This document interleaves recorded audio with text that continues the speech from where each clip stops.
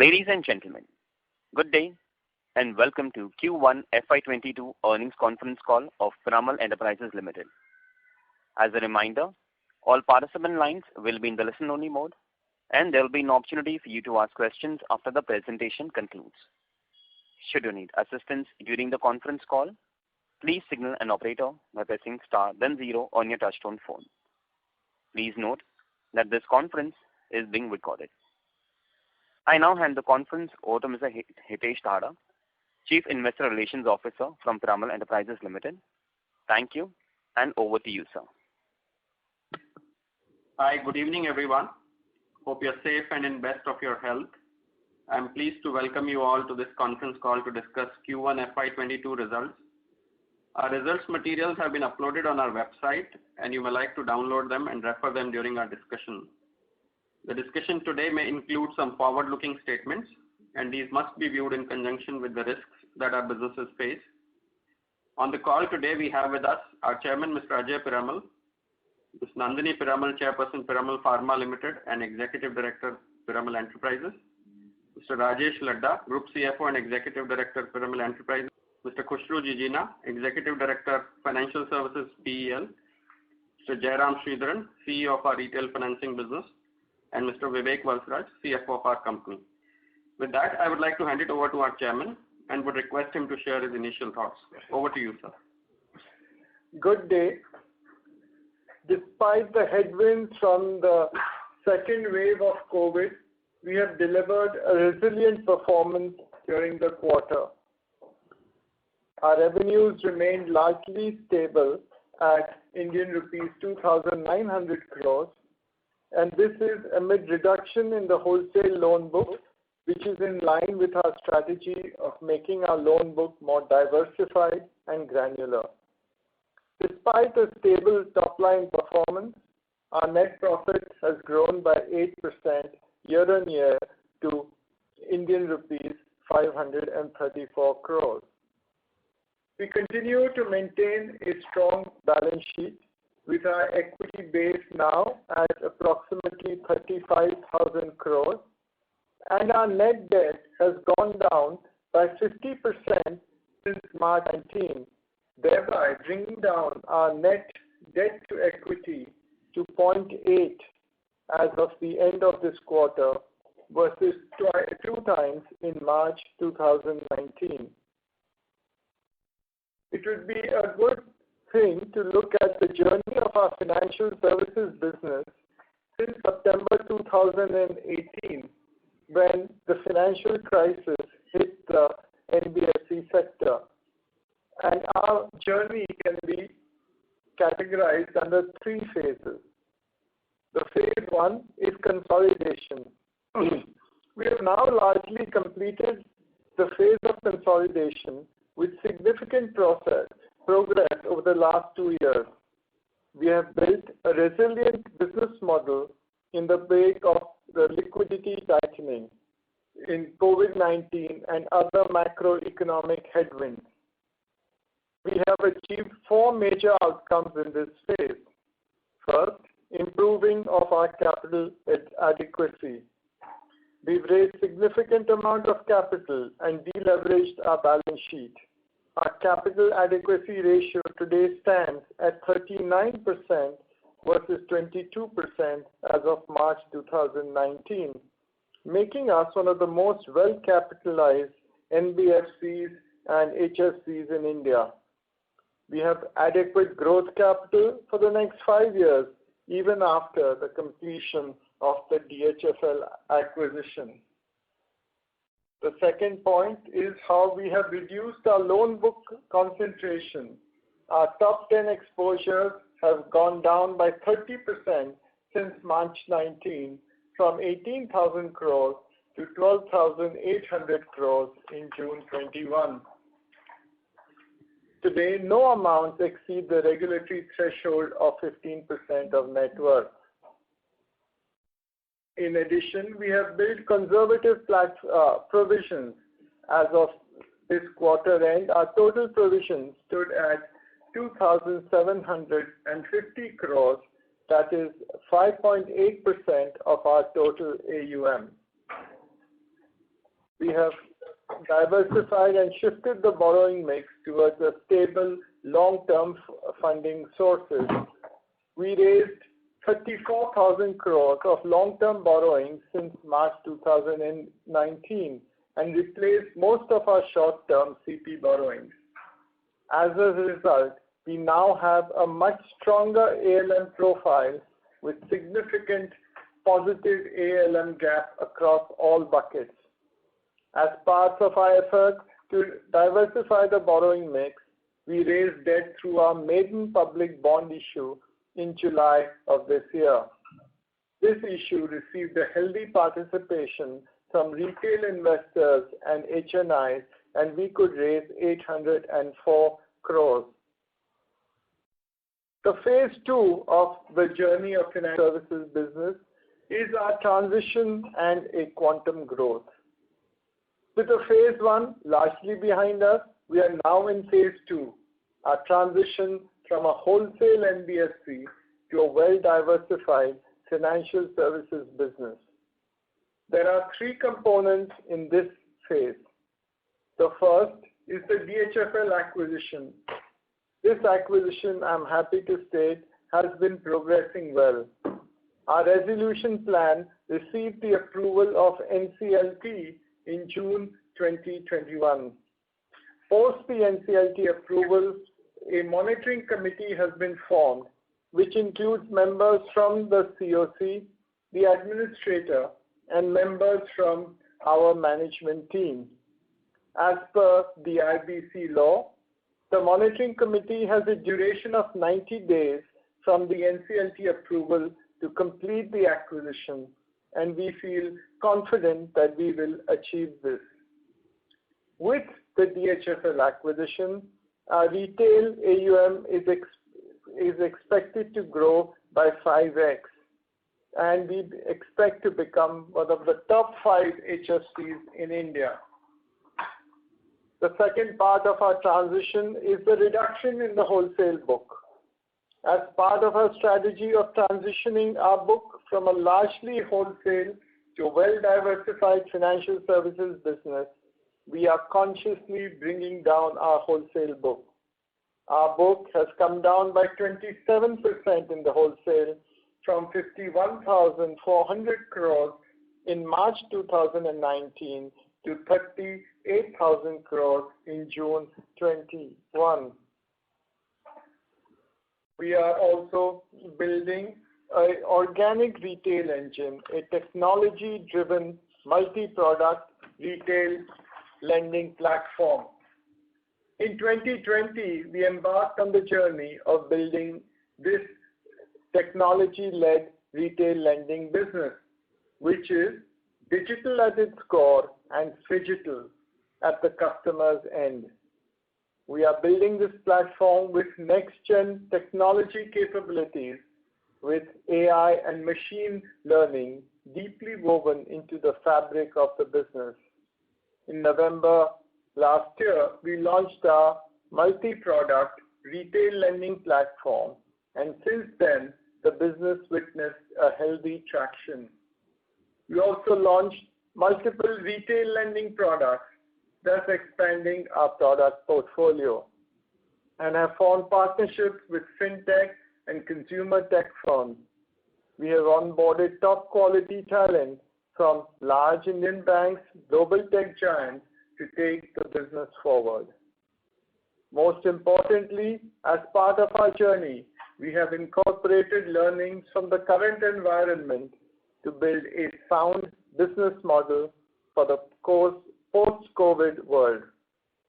In fact, our new lending strategy of pivoting towards affordable and mass affluent categories in Tier 2 and Tier 3 cities has made our retail book more granular. The average sanctioned ticket size in retail for our secured lending products has declined from 75 lakh rupees to 20 lakhs. The end-to-end digital unsecured lending now contributes 6% of new originations by value and 75% of new customers originated into the Piramal retail franchise.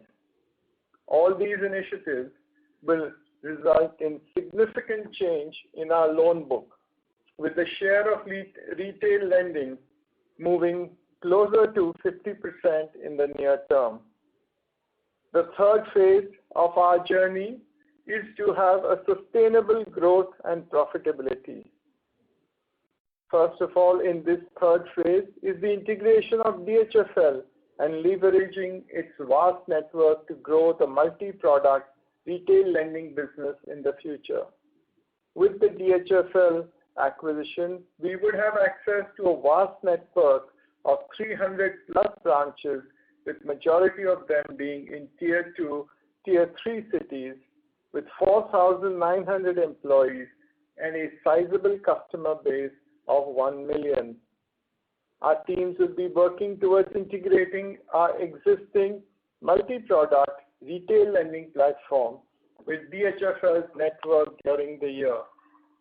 We aim to leverage DHFL's platform to cross-sell multiple retail products offered as part of our digital platform, thereby ensuring the continued future growth in the business.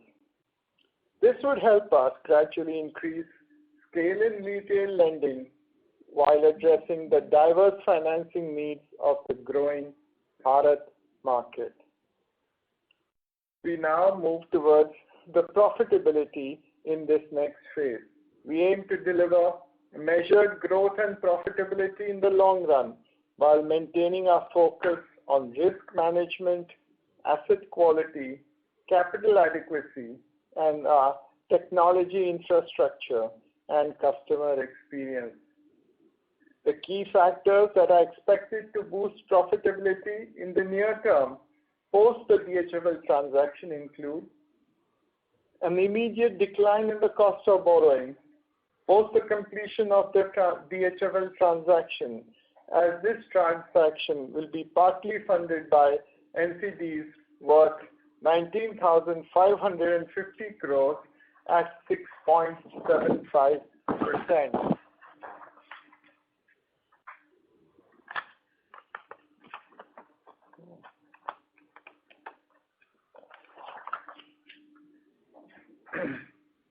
Post the completion of the DHFL transaction, the leverage of our financial services will increase from 1.6 as of June this year to 2.5. Further, with the growth in the retail loan book, the leverage could increase to 3.5 in the near to the medium term. Increased loan diversification as well. We will have about 50% retail in the near term, and growth will potentially leading to lower borrowing costs in the coming years. Our change in product mix with the expansion of the product portfolio and through differentiated higher yielding products, we expect profitability of the retail lending business to improve in the medium term. Now I want to comment on our asset quality. The GNPAs remain stable Q on Q with no major slippages despite the headwinds from the second COVID wave, and in absolute terms remain stable. Our wholesale book declined during the quarter, as I said, in line with our stated strategy, resulting in a marginal increase in the GNPA ratio. Also, we did not see any material slippages or write-offs in the first quarter, despite the challenging business environment. The key factors that have resulted in the asset quality remaining stable on this quarter are, first of all, in the wholesale loan, the real estate sector saw a revival of demand in the second half of last year. However, in the first quarter of the current year, the real estate sector has been impacted by the second wave of COVID in April and May. The performance of our developer clients in the first quarter of 22, the sales declined quarter on quarter in line with industry. While sales dropped in April and May owing to the lockdown, we have seen an improving sales trend in June and July. Our developer collections from home buyers saw no major impact despite a quarter-on-quarter decline in sales. Collections at 85 to 90% of average of the past 2 quarters were there primarily because of the strong sales in the second half of 21. The construction activity and availability of labor too was not materially impacted, and we are now close to pre-COVID levels. However, given a potential risk of the third wave of COVID-19, we continue to remain vigilant across our portfolio and maintain conservative provisioning to take care of any contingencies arising in the future. On the retail loans, the collection efficiency saw some impact due to the partial lockdowns imposed in the second wave. In June 21, it has bounced back to 96%, that is nearly back to December levels. In July of this year, collection efficiency further improved to 98% and bounce rates have normalized as well. Coming to the retail loans and DHFL, the collection efficiency at DHFL, which saw some impact in April and May, has also seen a healthy pickup in the month of June. In fact, the DHFL retail portfolio is performing broadly in line with our expectations. Our near-term focus now is to first effectively integrate DHFL with our financial services organization, ensure that the collections and asset quality of the combined entity remain healthy, and generate synergies by cross-selling our innovative products by leveraging DHFL's platform. I now want to turn to the pharma business. Our pharma business delivered a robust performance during the quarter. The business registered a 31% revenue growth during the quarter, delivering revenues of 1,360 crores. And the pharma business contributed now 47% of PEL's top line for the first quarter. This performance indicates the strength of our business model in a challenging business environment. Our EBITDA at 170 crores was up 56% compared to the same period last year. Fundamentally, in our pharma business, we observe seasonality in the EBITDA margin performance every year. A careful look at the trend over the last few years indicates that margins generally improve as the year progresses. The first quarter, our margins were broadly in line with that trajectory, in fact, improved over the last year. Coming to each of the businesses in the pharma space, our CDMO business grew by 17% during the quarter. We are witnessing a strong growth in the development order book, driven by robust demand of sterile fill finish in North America and strong demand for our API services across all geographies. We completed the acquisition of Hemmo Pharma, a peptide API manufacturer, during this quarter. We are carrying significant capacity expansion projects across multiple sites. Our integrated projects order book increased 8x from FY17, and our patent development program saw a 3x increase in the number of phase 3 molecules from 10 in FY17 to 30 in the current year. Coming to our hospital generics business, which largely recovered from the COVID impact and grew 43% during the quarter. We have now grown or maintained our market share in most markets and products. We saw strong sales of sevoflurane as demand recovered in the US and expansion of key products in Europe and East Asia. The revenue of the India consumer healthcare business grew by 73% year-on-year during the first quarter, despite a challenging environment. The performance was also helped by strong growth in the COVID care portfolio. We have witnessed a 40% year-on-year growth over the last 12 months, driven by our strategic initiatives. We have navigated the pandemic with agility. We have reinvested our profits for future business growth. We launched 20 new products since March 20. We are now able to sell our products across 22 e-commerce platforms and are continuously investing in brand building through brand ambassadors for our key products. Each of our businesses in the pharma space has a compelling plan for their growth. We expect to grow by around 20% in the current year.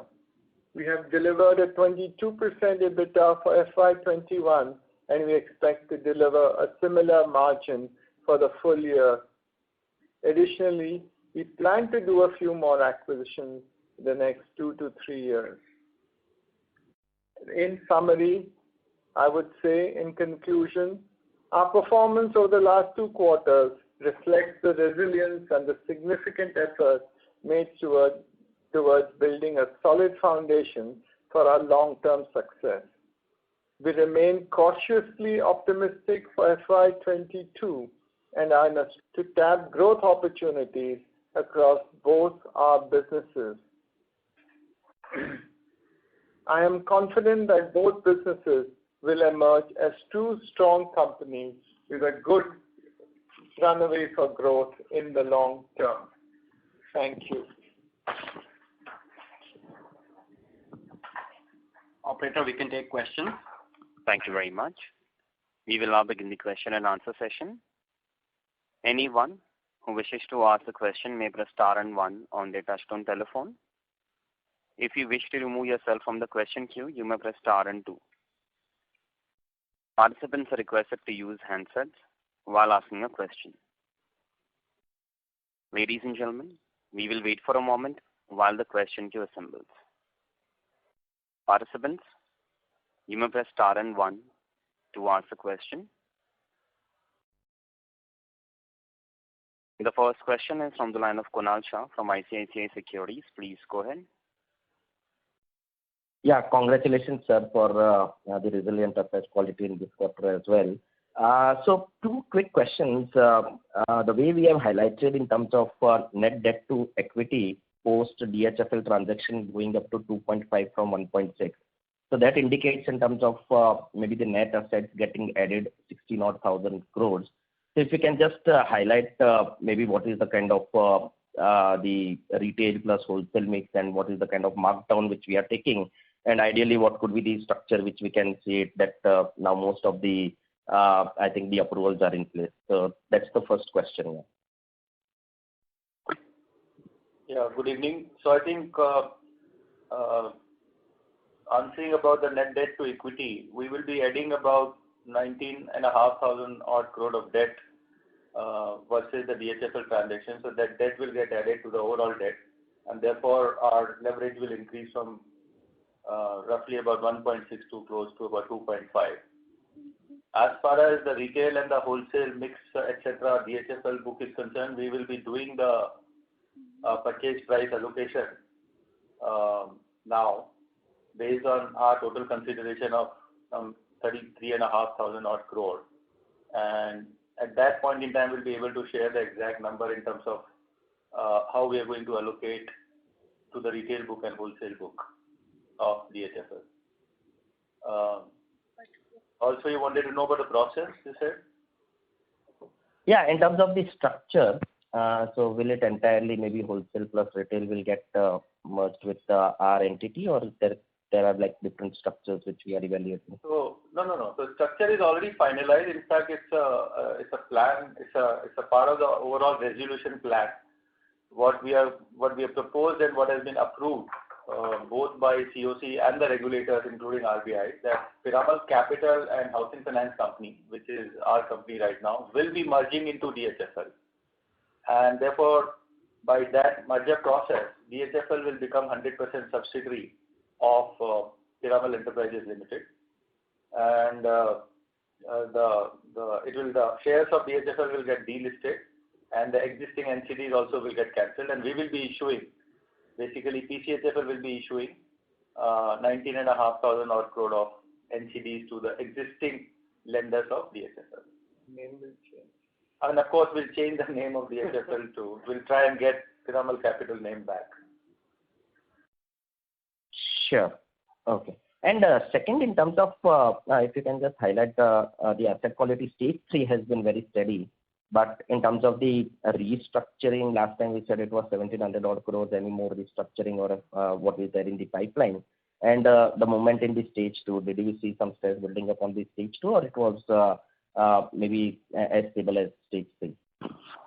So I'll take that. Basically, again, there has not been any significant movement in this quarter, because as we have been sharing with you all, from the time this first COVID has come, we have been doing the stress testing.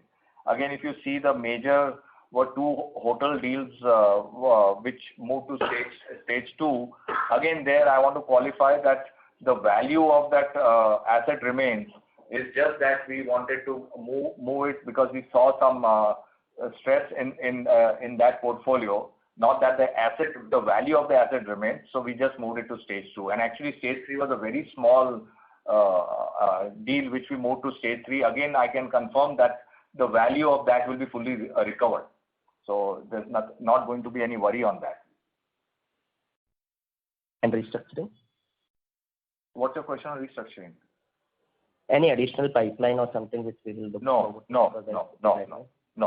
Okay. Oh, great. Okay. Thank you. Thank you. Participants, you may press star and 1 to ask a question. The next question is from the line of Alpesh from Motilal Oswal. Please go ahead. Hi, thanks, and congrats for the good set of numbers. Sir, first question, just to the extension to the Kunal's question. We would be acquiring assets of roughly 60,000 crores and paying around 33,000 crores. So how the difference would be recorded at the time of merger? Around 27,000 crores? So we will be restating so currently whatever is the book value of DHFL, we will be restating those values in our books or in the books of PCHFL based on the fair valuation of all the assets of DHFL. That will include the retail, wholesale and everything else. We are not going to record it at 60,000 or 70,000, whatever is the carrying value of those assets are there in DHFL's book. We will be doing purchase price allocation to these assets based on the fair valuation or realizable value of these assets into our books. Okay, so is it fair to assume there would be a decent amount of capital reserve that could be created because of this transaction? There will not be capital reserve, but there will be some amount of provision which will come. So that's the outcome. That's the outcome which is going to be based on the purchase price allocation, as I said. Okay, and are we going to enjoy the tax benefit for the losses which the DHFL has recorded in the past? DHFL has recorded very insignificant. They have not recorded tax losses in their books right now, but those whatever markdown we are going to do, we will get those tax losses. How recording etc. will be done, we are still working on those numbers.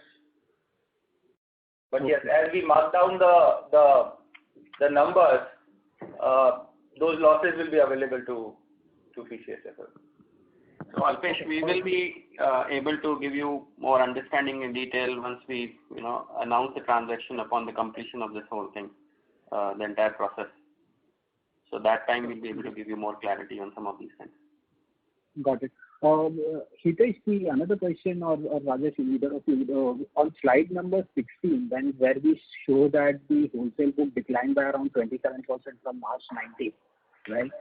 And there is a footnote over there that it does not include the asset taken over or the AIF outstanding of around 4,400 crores. So how this entire thing works, in the sense this entire 4,400 crores is our share or the total amount of assets which are being transferred to AIF? How does it work?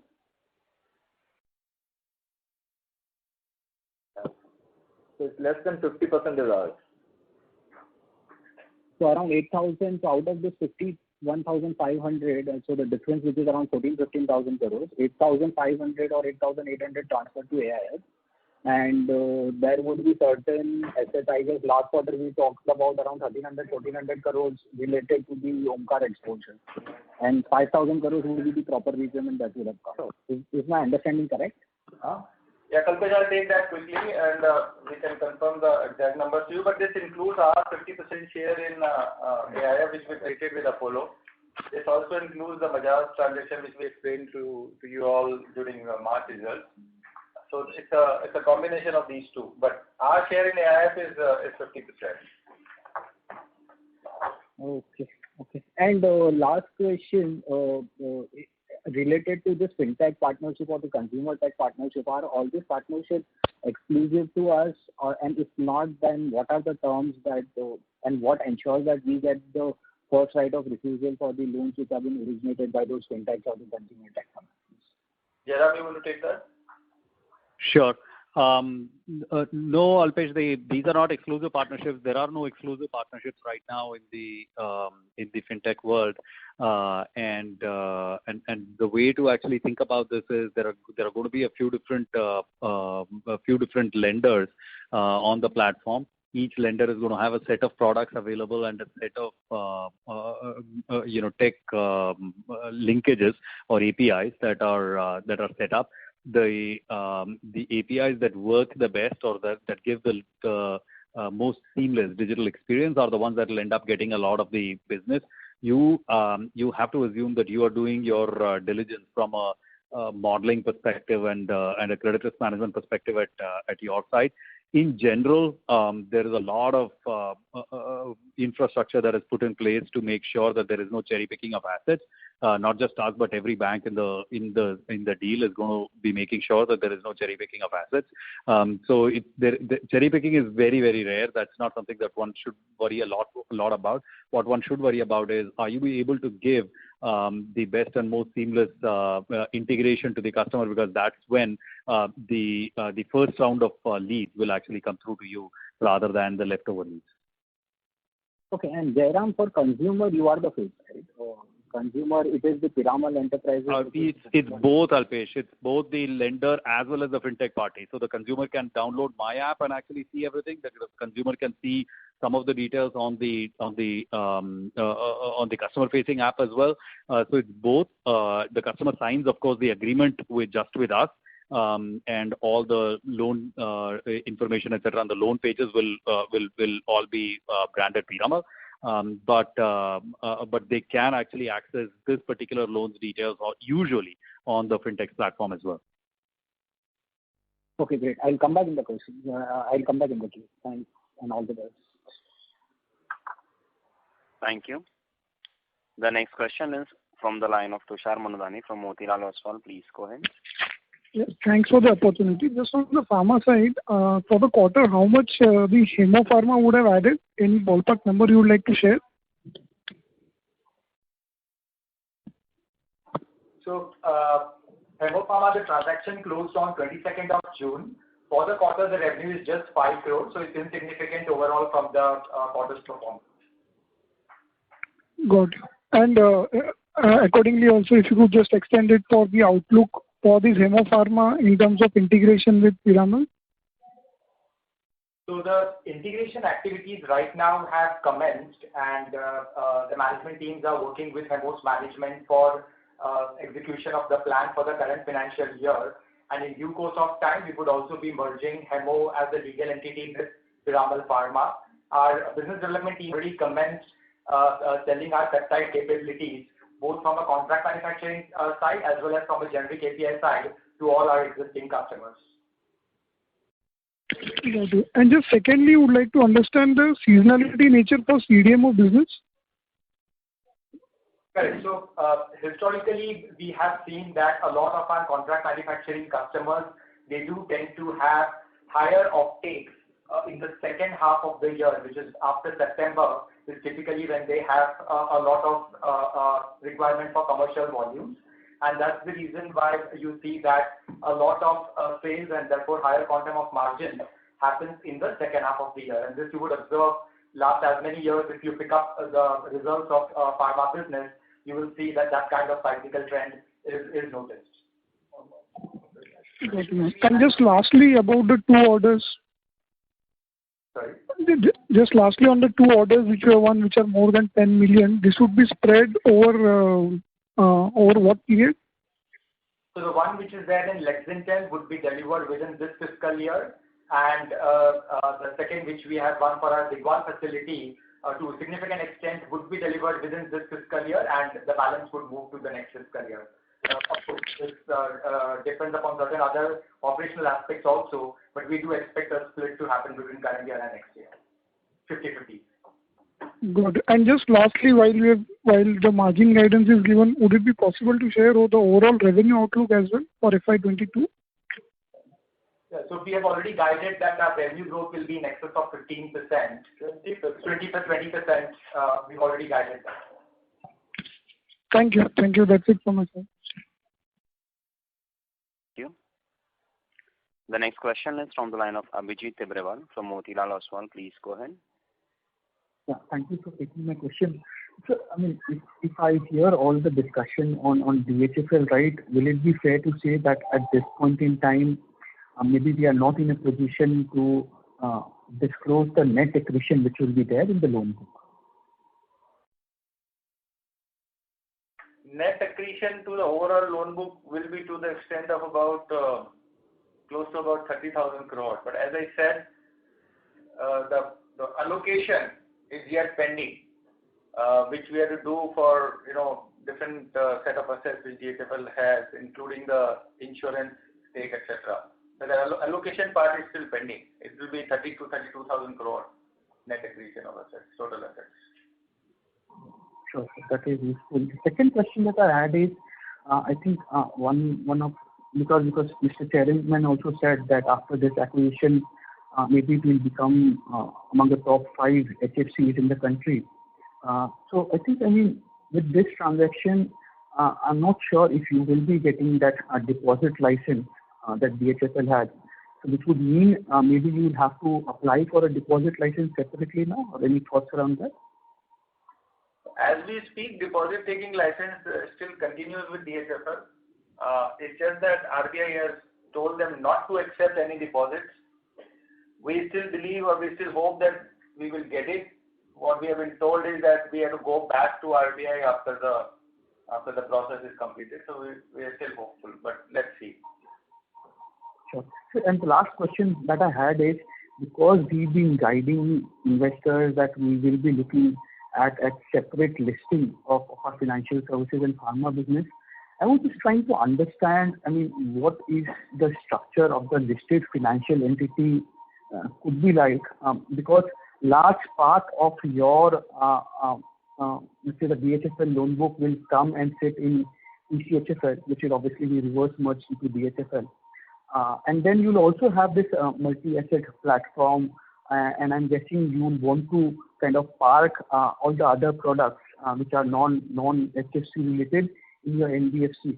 So when it eventually gets listed, how will it work? Will the HFC maybe get listed and you'll have a NBFC subsidiary which will house your this multi-product platform products, or how will it work? So I think first thing first, I think pharma demerger is the simplest one because that's a straight vertical demerger. After that, what we'll be left with is Piramal Enterprises Limited, which is a listco, and underneath that we will have Fininvest, which is an NBFC, as you rightly pointed out, and we will have this merged DHFL stroke PCHFL, which is an HFC. We are still figuring out as to what will be the best structure from a regulatory standpoint, because there are regulatory requirements which an HFC needs to fulfill in terms of retail mortgages, in terms of overall, real estate lending, etc.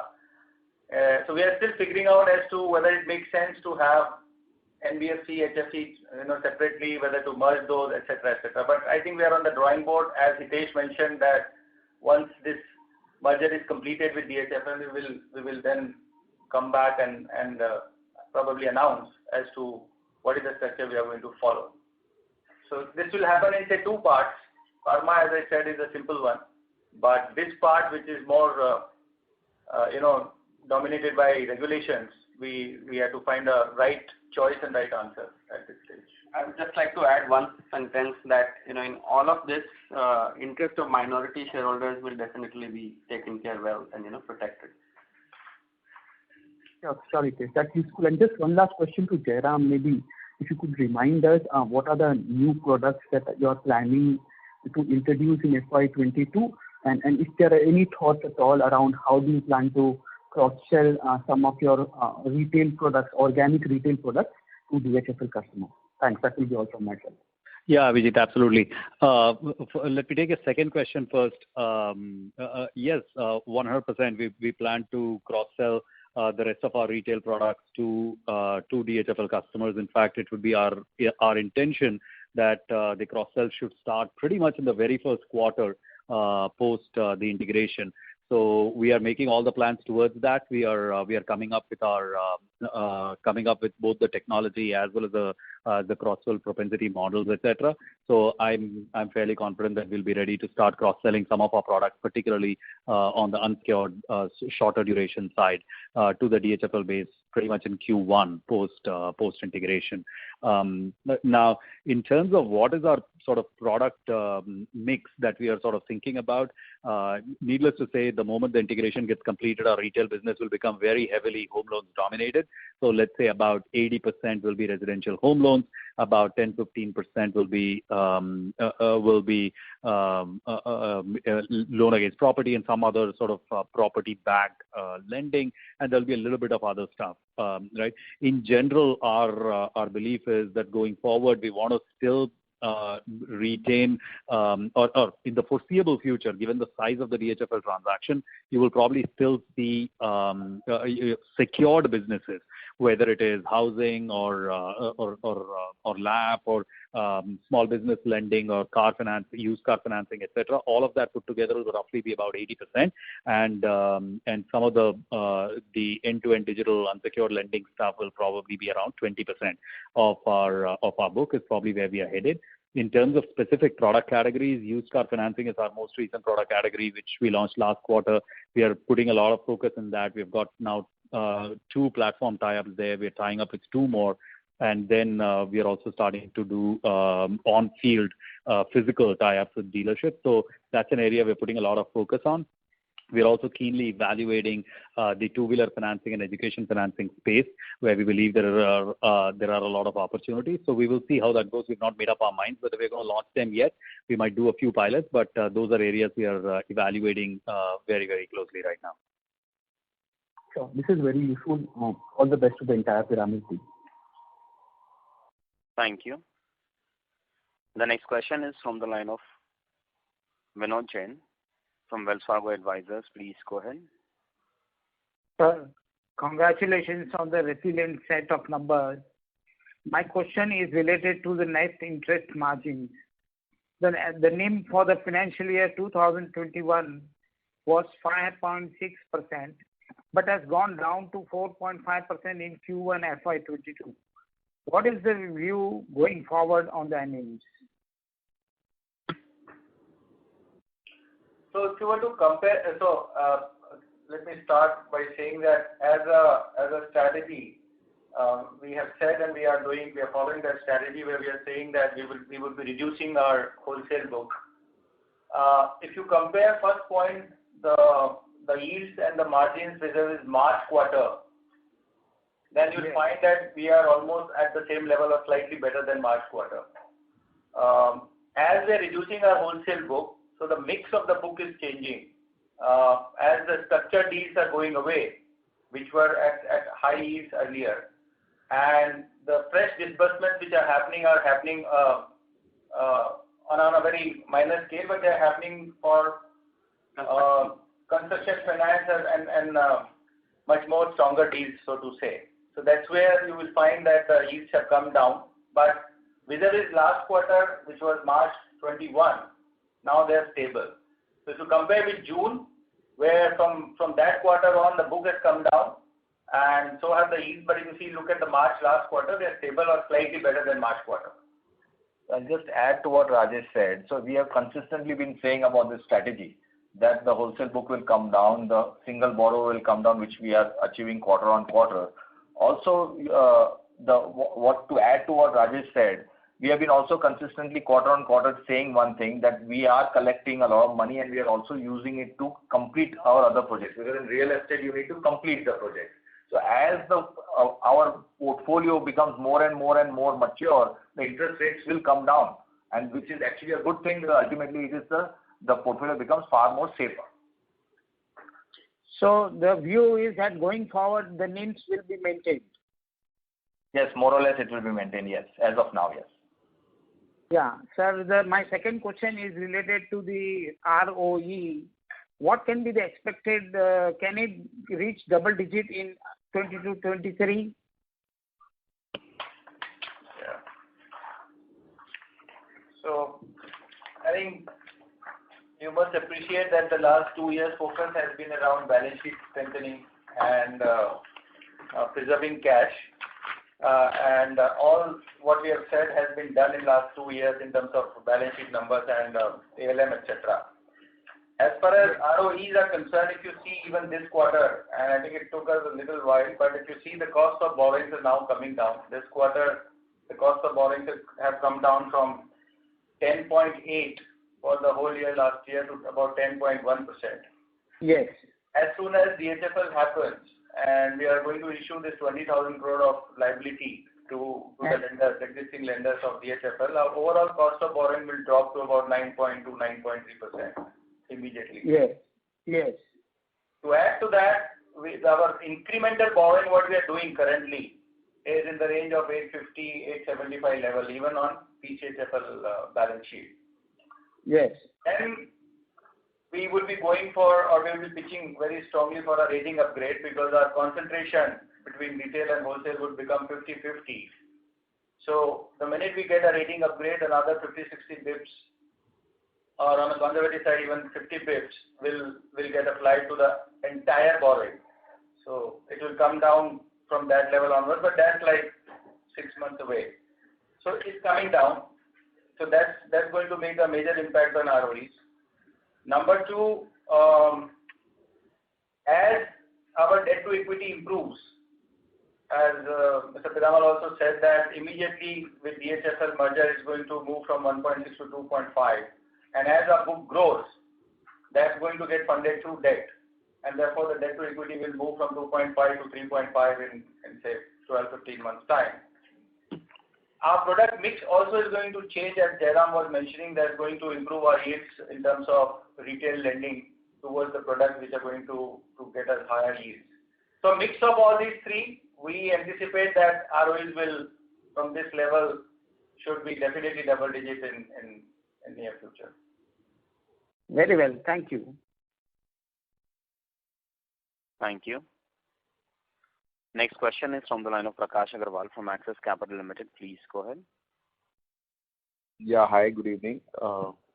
My question is on the growth guidance for the pharma business. So we grew about 31% for the quarter, and we also would have Hemmo full consolidation of the acquisition.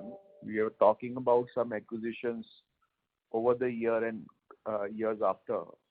So are we talking about 10-12% growth for the remaining 9 months? I mean, it works out to be around 10% kind of growth. So if you are considering the full impact of the existing acquisitions, then that accounts for about 5 to 6% of the total growth that we are talking about. Yeah, I mean some growth from any future acquisition and Hemmo acquisition, and the fact that you already done 31%. Our growth guidance does not include any future acquisitions. It's only based on what we have businesses in hand right now. Yeah, so even if we take just Hemmo and 31% for the quarter, Q1, the remaining 9 months, are we being too conservative, or this is the... So Prakash, we would rather be keen to beat the guidance than, be very close to the margin or something like that. Okay, no, I was just thinking if there is any, competition in any product. As a policy, our company would tend to give conservative guidance, and then, would perform better than the guidance that we generally give. So that's the policy that we generally try to follow. Okay. And second observation was on the margin trajectory. So as you mentioned and shown in the presentation also, it picks up given the seasonality. So seasonality is more so in which business? Is it only the CDMO, or you have this complex hospital generic business in that also? And I understand the share is already high in these two businesses. So it's got to do with operating leverage, right? So the top line is also higher. So I'm just trying to connect the dots. So the seasonality is primarily in our contract manufacturing business. Though if you look at the other two businesses also, you would see that generally the sales towards the second half. So it's a typical overall at the pharma level, about 45% comes in the first half and about 55% comes in the second half. From an operating margin perspective, you will also see that it's about 35% in the first half and 65% in the second half. But those primarily driven by the contract manufacturing business. Okay. Okay, thank you. Thank you. Next question is from the line of Tejas Parekh from Citi. Please go ahead. Hi, thanks for the opportunity. Post DHFL integration, your branch network will reach to close to 300. So if you could provide some color on your branch expansion strategy. And the second question would be if you could provide us the current restructured book. Where does it stand? Jairam, you want to take the branch? Yeah, let me take the branch thing and then you can jump in, Rajesh. On the branches, we will start with about 300 odd branches of DHFL plus our existing branches. And we stated this a couple of quarters ago as well, and I'll restate that our intention is in the next sort of 3 to 4 years, we want to be present in about 1,000 centers in the country. So you will see us expanding on that. Now the 1,000 centers might not necessarily need 1,000 branches. It might be a little bit less than that. But you are looking at a significant expansion of the branch base even post DHFL over the next 3-4 years. Got it. And it would mostly be concentrated in the tier 1 and tier 2 cities? No, tier 2, tier 3 and tier 4 cities, Tejas. Tier 1 likely will not be doing a whole lot. Okay. Let me take the second question on your restructuring. In fact, I forgot to mention to Kunal Shah also this question, which he had asked. And last year we had actually taken 4 accounts in restructuring. And as we speak today, ultimately we only did 2 accounts. One in real estate, which is around 158 crores, and the other is the Mitra Energy, where all the lenders did the restructuring. To tell you what is happening on the ground, the real estate project actually has started once again, and I think we will be actually finishing the project in December 21 itself. Coming to Mitra Energy, we had said this last quarter also that we were getting ready to put this asset and company up for sale, because with the interest in renewable energy again today worldwide, and this is one of the few assets now in India which gives a real good scale for somebody to take over. So that exercise has already started. In fact, we should be receiving before the end of September the non-binding bids. As of today, more than 15 top renewable companies have signed the NDAs for looking at this company. So this is the status of those 2 restructured accounts. So one you said was 158 crores and the other one, the Mitra Energy? 1,062. 1,062. And both are active accounts. They are not NPAs. Okay. Thank you, sir. Thanks a lot. Thank you. The next question is from the line of Bharat Sheth from Quest Investment Advisors. Please go ahead. Hi, congratulations, Mr. Piramal and the Piramal team. Sir, my question first is on the pharma side. When we are talking of hemo margin, is that fair understanding is higher than our overall pharma business? Can you please repeat the question? See, hemo margin, which we acquired in this June 21, is better than the overall our whole pharma business? Yes, so the overall margin profile of hemo is higher than what is the rest of the pharma business. For this quarter, hemo is insignificant in terms of overall financials, as I mentioned. It's just 5 crores in terms of sales. No, I understand. But going ahead, we are also maintaining a margin of same as FY21 level when our generic business, which is a higher margin, were lower. So with growing all these two business, so don't we think, is it not fair to understand that margin may go up? So there are two things. One, of course, is Hemo currently constitutes less than 5% of the total sales of our pharma business. Correct. Secondly, the growth in the margins in the quarters ahead is largely driven by enhanced sales that will come in the second half of the year. Also, we've already given a stated guidance that in our consumer products business, we would be significantly increasing our sales promotion in the form of reinvesting the EBITDA so that we can get higher exponential top-line growth. So to that extent, we will see erosion of margin as far as the consumer products business is concerned. So that's why we have given a guidance of overall maintaining margins nearly the same levels as it was in FY21. And second point, with a lot of new products coming in phase 3 and which will start contributing over time. So do we think that over a period, couple of 2-3 years, our this seasonality will not be much there? So it is difficult to predict in terms of seasonality whether all of these phase 3 molecules eventually become commercial. Ultimately, seasonality is driven by the fact that when is the customer actually taking the product for manufacturing the end formulations at their end, and it depends upon their demand requirements. So products moving commercial from phase 3 is not necessarily an indication of the seasonality going away. Okay.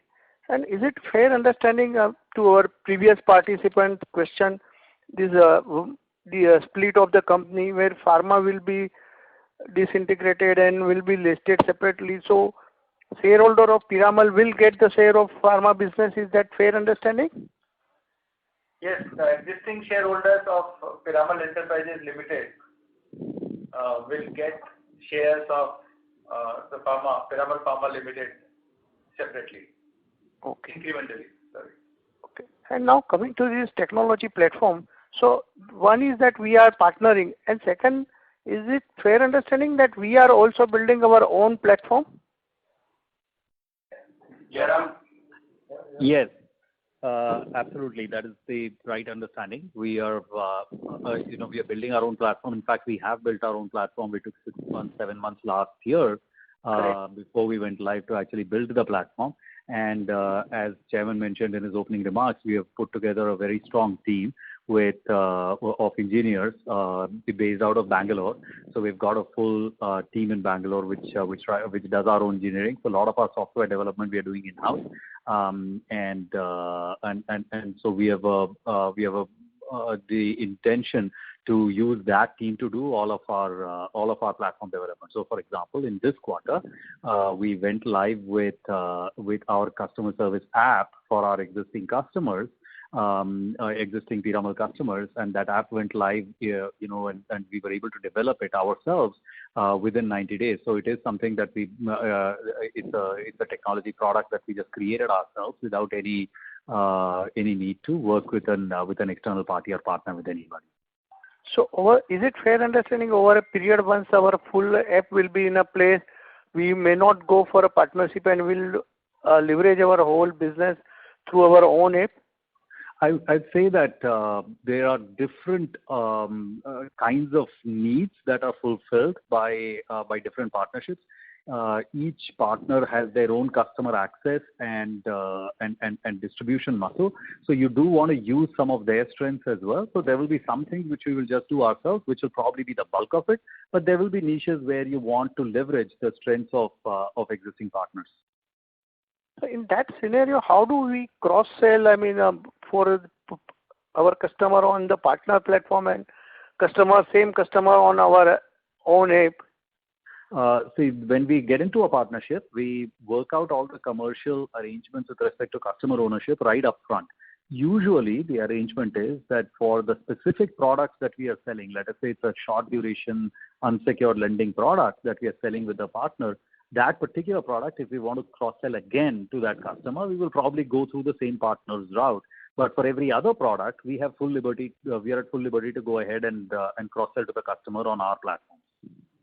Okay. How much investment do we plan? Because we saw in annual report that last year in this two technology company we had incurred a loss of. I request you to kind of join the queue again, give Sure. other people as well to ask. Yeah. Thank you. The next question is from the line of Saket Mehrotra from Tusk Investments Limited. Please go ahead. Thank you. I have a question for Jairam. Jairam, could you throw some light on the granularity of the retail book mix? And in terms of these fintech partnerships that we have, say, for this digital lending, just want to understand how do the commercials work? Do you get something which is upfront, and how are the risks sort of managed? Sure. So the granularity question first, the business, the chairman referred to this as well in his opening remarks.